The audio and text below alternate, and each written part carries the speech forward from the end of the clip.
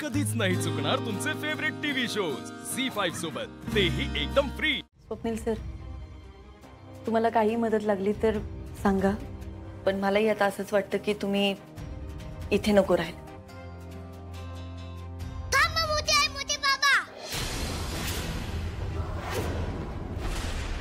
तुम्ही कुठेही जाणार नाही,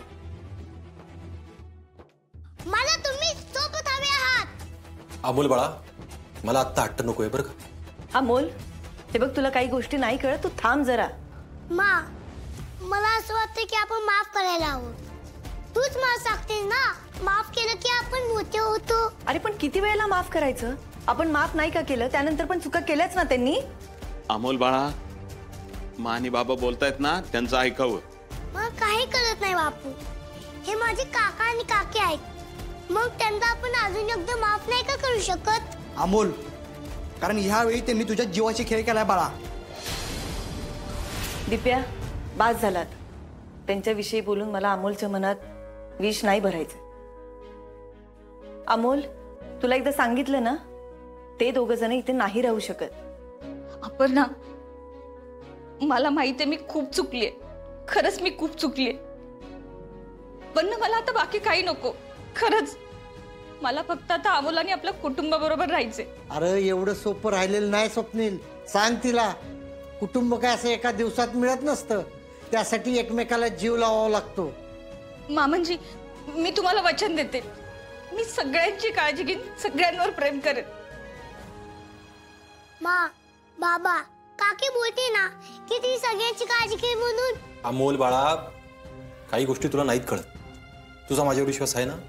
हो बाबा। मग ऐक माझं, आत्ता आपण काका काकीला घरात नाही ठेवू शकत। हो बाळा, प्लीज ऐक आमचं। अगं माफ केलं तर माणूस मोठा होतो, असं म्हणतेस ना तू। अमोल, प्लीज ऐक म्हणते मी तुला। अमोल, आजपर्यंत तू सांगितलेलं मी सगळं ऐकत आलोय की नाही, मग आता तू माझं ऐक। आता आपल्याला रुपालीताई घरात नको आहेत। मा, बाबा, तुम्ही माझं ऐकणार नाही का? या वेळेला नाही ऐकणार बाळा। म्हणजे तुम्ही तुमचं प्रॉमिस मोडताय? प्रॉमिस? हो, बाबा आणि तू मला सांगितलं होतं ना की तुझे सगळे इच्छा पूर्ण करेल म्हणून। अरे अमोल बाळा, प्रॉमिस केलं होतं, आणि तुझ्या भल्यासाठी जे चांगलं ना ते आम्ही करू, पण हे काका आणि काकी इकडे राहणार आहेत, मग त्यामध्ये काय वाटतंय? अरे अमोल बाळा, तू जरा ऐक ना थोडं।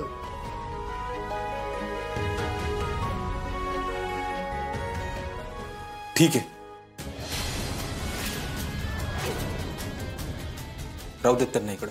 अहो पण दाजी, प्या असू दे।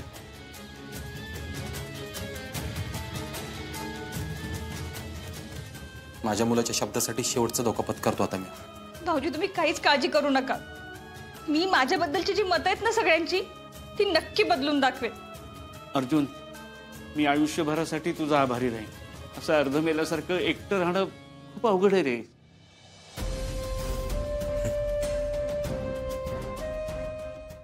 झी5 ॲप डाउनलोड करा आणि पहा सर्व एपिसोड्स एकदम फ्री।